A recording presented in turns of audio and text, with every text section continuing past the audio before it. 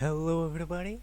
Today we're gonna react to this video, and it's about the Mufasa film or whatever. Mufa Mufasa is everything wrong with modern movies. I'm even gonna like it. Okay, now let's move it like this.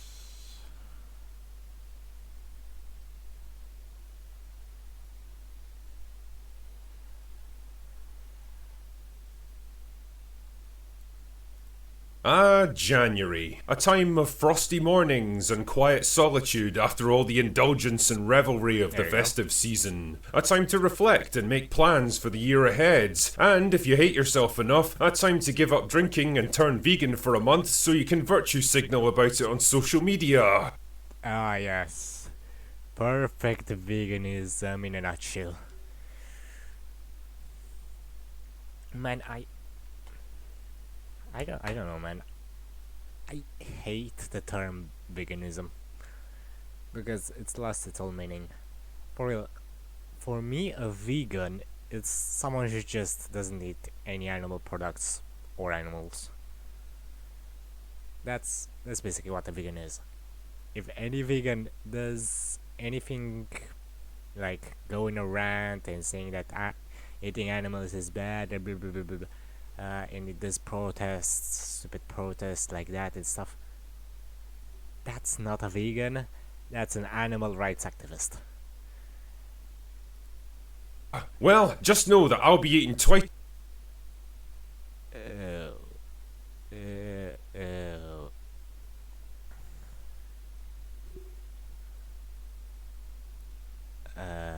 No.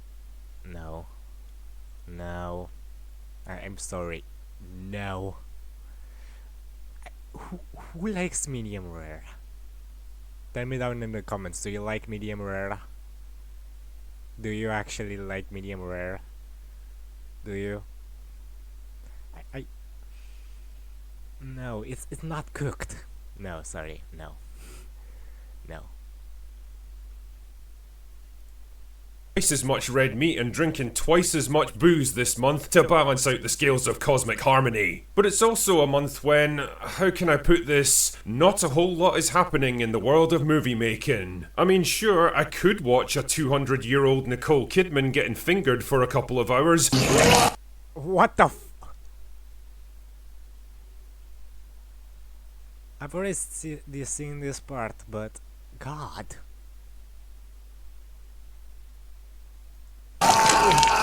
Or the autobiography of a middle-aged and mostly irrelevant pop star told through the medium of a CGI monkey, but I'll be honest here, I'd rather perform a frontal lobotomy on myself with my dad's cordless drill. But one advantage of being stuck in the middle of that bleakest and most depressing of months is that it gives me some time to catch up on stuff that I didn't have the time to look at before. And one of those things is Disney's Mufasa, a prequel to a remake of an animated movie from 30 years ago. And if that all sounds like a tortuous justification for a soulish cash grab spin-off, then buckle up, boyo, because you ain't seen nothing yet. Oh yeah, it will be a nightmare. Disney, you are going down the drain completely. Like for real, who likes this shit? For real. I want to know who likes this. I'm gonna have to blur myself, but come on.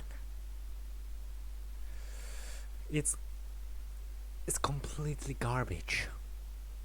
Who likes this shit? Nobody likes it. Nobody. Okay.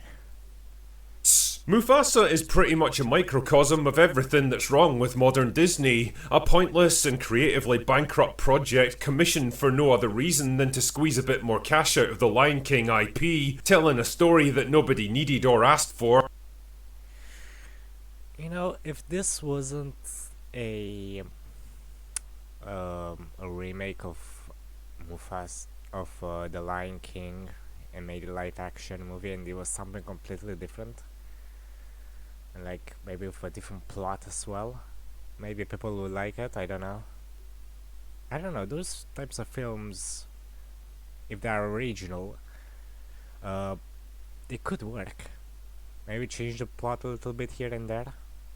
Change the story a bit to not make it 100% like Mufasa, and or the Lion King or whatever. And maybe that could have worked, but they didn't do that. Now they're paying the price heftily. Or infused with all the usual insufferable tropes designed to appeal to modern audiences, and hammered home with blank, soulless CGI characters that inspired all the emotional attachment of a cheese sandwich. The movie begins in what I guess you could call the present day, where Simba is now king of Africa or whatever, and him and his wife head off to have a baby. So he leaves Timon and Pumbaa, who are a couple of absolute fannies in this movie, to look after his daughter Kiara. Then the baboon thing shows up and starts spouting some bull about Mufasa's life story so that the rest of the plot can happen. Oh, and in case you're wondering, yes, all of this stuff in the present day is completely irrelevant to the actual story and exists purely to pad out the film's runtime. Oh wow. I guess they need that money, right? The longer it runs, the more money it'll make. I never understood this, man. Really? The more it runs, the more money it generates. That's not how it works. That's not how it works. Or is it? I don't know. I'm not in the film industry. I'm not very knowledgeable about the film industry, but why make a film that long when you're gonna lose money on it anyway? Like for real. The Amazing Digital Circus, the pilot, yeah, it's amazing. Wasn't even an hour, and God, was it good. Or I still remember it. I know it's quite old now, I think over a year, but that still doesn't change the fact that it broke record numbers at that time. And I was even one of the first people to actually watch it. I don't know, when I first scrolled down on YouTube, I just saw it and liked the thumbnail a lot, so I just decided to click on it. Yeah, original good stories, regardless if they are animated or not, always do better than prequels. That's a fact. I just thought I should set expectations there. Anyway, then the real movie begins with Mufasa and his parents on their way to some magical bullshit land called Mulele or something. See, it turns out that Mufasa wasn't actually born to be a king, he was just some random nobody from a tribe of wandering hobo lions who didn't even have their own territory. Anyway, then a flood hits them and he gets separated from his parents and almost killed by some crocodiles until another lion named Taka helps to rescue him. Taka's mum wants to adopt him into their pride, but her husband King Obasi wants to f***ing eat him. Oh God. Oh God.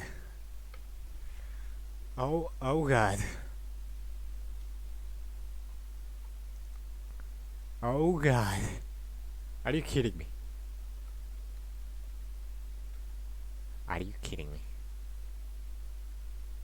You think that's a good plot? Disney, you think that's a good plot? You piece of shit. For every single company, I mean, no, not company, but for every single person that is working there with Disney and is pushing for this type of shit, yeah, fuck you to the moon. And I know, I just stole that from what was his name? Regardless, why would you? That's what I don't get with companies, man. Why don't you risk? Like, yeah, sure, it's not gonna make a lot of money, but try to do random projects and don't try to waste a lot of money on it. Like, for real. I don't even know what was the budget for The Amazing Digital Circus, but that broke record numbers. And if that amount of views were on a cinema, they would make billions, I bet. So, yeah.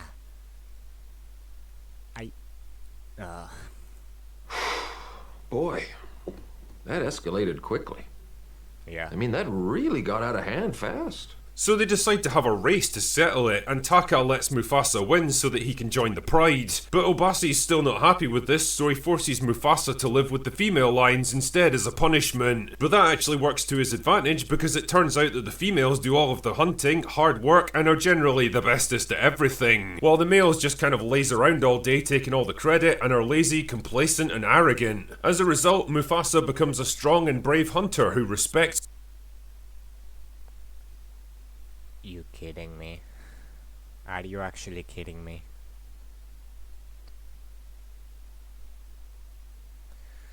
This is not even accurate to real life. For real. Actually, if I'm not mistaken, in real life, the weakest will die and the strongest will survive. No matter what. When it is between the male lions. Like, that's how it always has been. They're not even accurate in real life.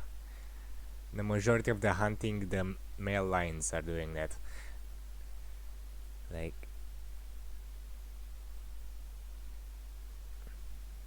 oh my god. Disney, you get nothing right. Push your stupid agenda and you'll lose money. You're unbelievable, Disney. Women, while Taka becomes entitled, jealous, and cowardly. Are you getting this film's subtle messaging yet? By the way, I'd like to point out the complete misconception that real-life female lions do all the hunting while the males stay at home with the cubs and laze around all day. In reality, male lions regularly hunt both individually and in groups, and they're the only members of a pride that are actually capable of bringing down large prey like buffalo and hippos. But hey, Yes. why let actual reality get in the way of the message?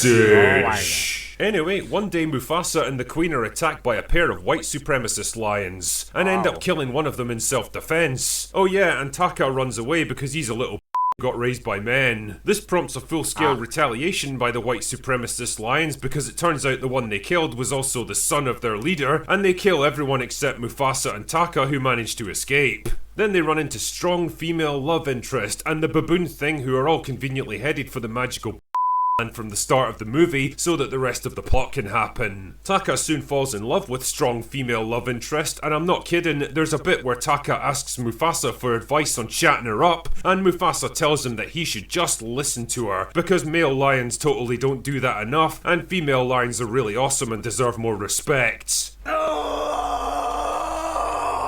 Are you getting the film's subtle messaging yet? Oh my god. Don't they ever get tired of this Don't they? Why don't they actually just try to make something that they enjoy? I mean, for real. I think at DreamWorks, yeah, when they do projects, yeah, because they do try. No, actually, no, they don't try. They do original work. Maybe here and there, they will make like a better adaptation of one of the originals, which like Disney is trying to do that, but it's complete garbage. DreamWorks, on the other hand, works on it and succeeds. Like, I haven't seen Disney do that with anything. Yeah, Puss in Boots. The first movie was very good. I liked it. The second movie, Puss in Boots: The Last Wish. God, that was a masterpiece. What else? The Bad Guys. That was pretty good. The Bad Guys 2. That was a massive success of what I heard. I haven't seen it, but it was a massive success of what I heard. And it was pretty good of what I've seen the footage. And the Wild Robot, I've seen it. I liked that as well. Why don't they do that? Why don't they do that? I'm excited for Shrek though. How would Shrek be? The next Shrek film. How would it be? Anyways, Disney, you are garbage. Anyway, it turns out that she's more interested in male feminist Mufasa, which causes Taka to fly into an incel rage, and when he accidentally runs into the white supremacist lions, he offers to betray Mufasa to them. And instead of killing him, they just immediately trust and believe him, because why not, right? Oh wow.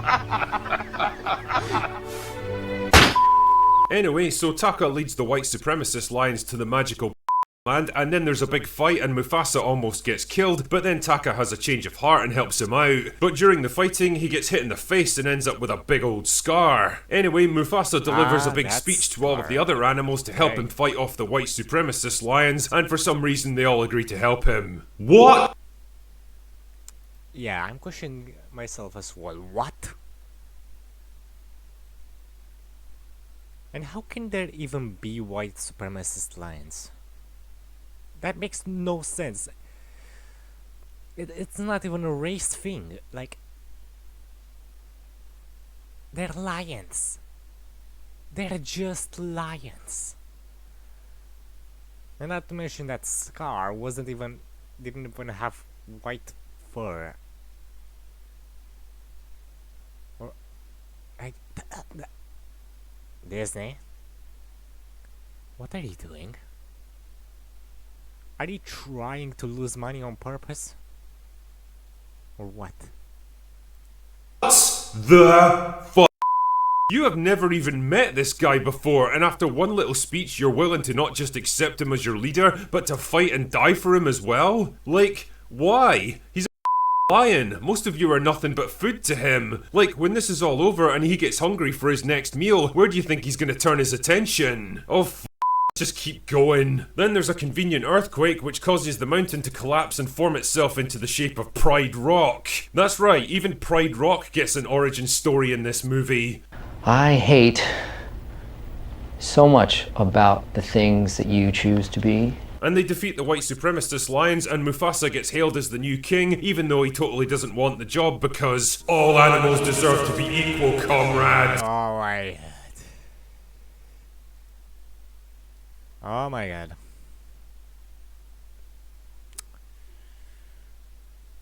Oh yeah, for any stupid person that's saying that communism was good.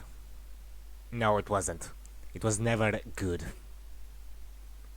For any stupid person that is saying that communism was good, it was never good. Yeah, this guy. Oops. This guy, Joseph Stalin. Yeah. Tell me one good thing he did. One good thing. Just one. Besides maybe stopping the Germans.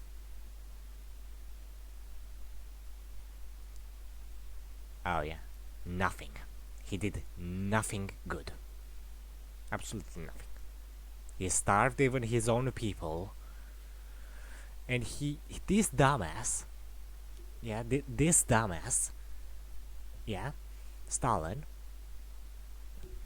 had so much power, he put so much fear into his own people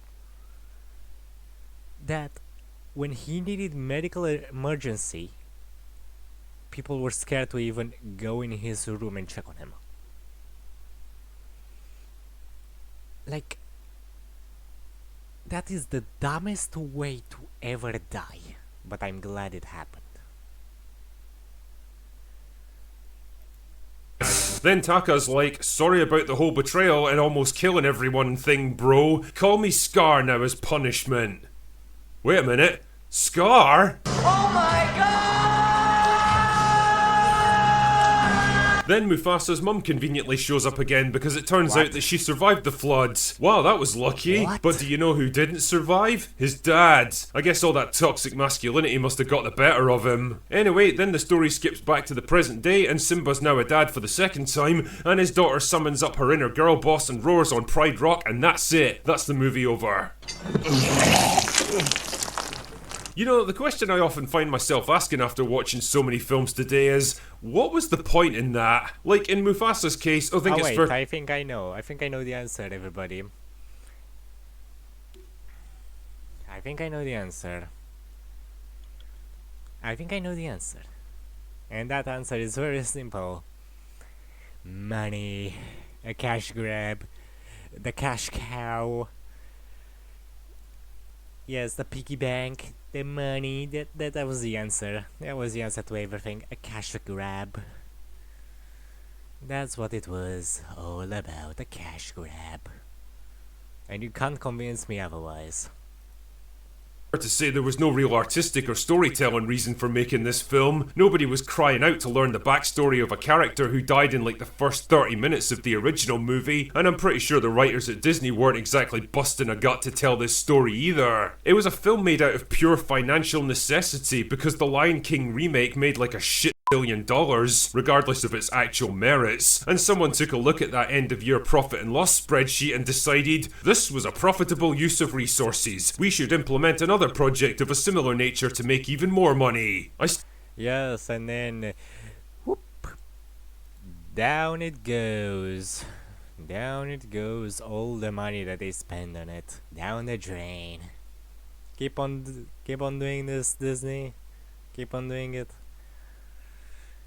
And if you actually decide to try to buy Sonic, good luck with that. You're not ever gonna be able to get your hands on Sonic. There is no way. There is no way you're gonna get your hands on Sonic, Disney.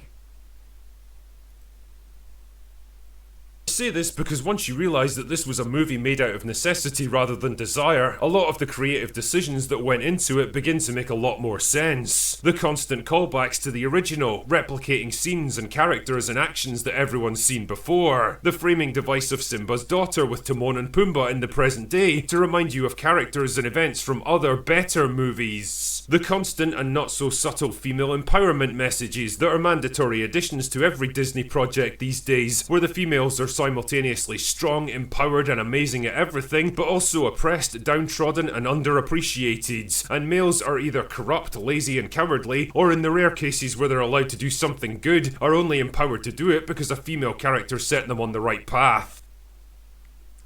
You know, this is weird. Some of that is true, but on reverse. I swear to God, in today's society that is true, but on reverse. I swear. I swear it is like this, but on reverse.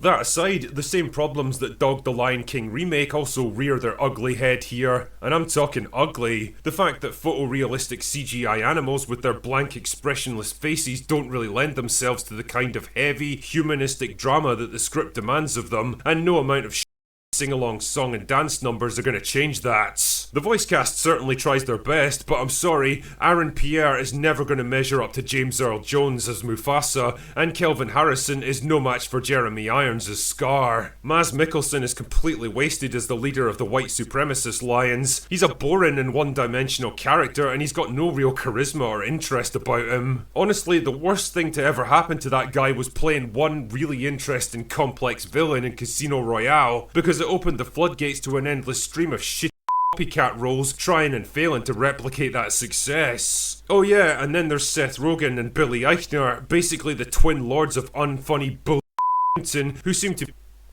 What? You kidding me? These guys? Now I think I will associate them with, like, Anything they touch, it becomes toxic. That's why nobody touched this stupid film. Or most people. If you didn't watch this movie, good. I hope you didn't. To be locked in a bitter competition to see who can make you want to gouge your own eyes out with a rusty spoon first. Honestly, I can't tell which actor spells doom for a production more quickly, Seth Rogen or Jack Black. By all accounts, the director Barry Jenkins had a pretty time making this movie, and quite frankly, I sympathise because I had a time watching it. It really is everything wrong with modern movies in general, and the scourge of the Disney live-action remakes in particular. A pointless, soulless, tedious piece of content that nobody wanted or asked for, that made barely a third of what its predecessor did, and ultimately failed to justify its own reason for even existing. Please, for the love of God, stop making Lion King spin-offs. You've milked it to death already. Anyway, that's... Yeah, they milked it way too much. I don't understand, man. How hard is it to come up with original stories? For real. I mean, none of them. If you come up with original stories, original characters, it's not guaranteed a win, but you have a higher chance of that film succeeding than if you do a prequel. I mean, especially if it's a live action, man. This is not even live action, actually. This is photorealistic bullshit.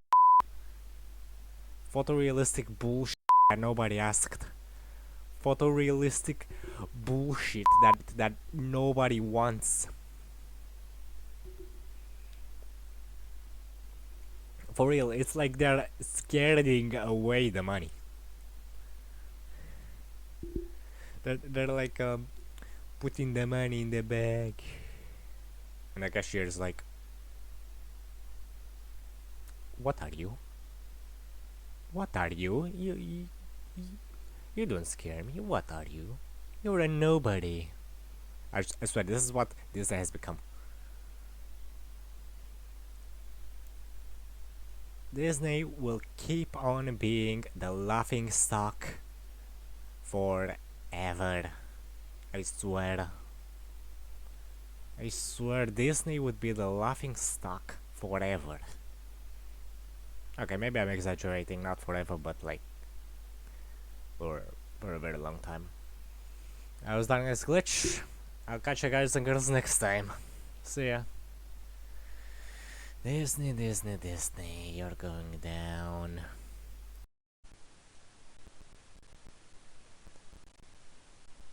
Subscribe now or else.